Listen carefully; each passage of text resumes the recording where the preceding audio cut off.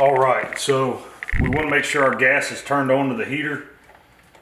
Turn it to pilot, push the button. We're going to strike that igniter. Look in there, make sure it's burning. Count 30 to 60 seconds. Wait for this light to click. Keep holding your button down.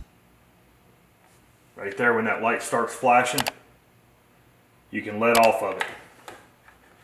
Hot is 120 degrees. Hear it fire up, that's how you light a pilot light.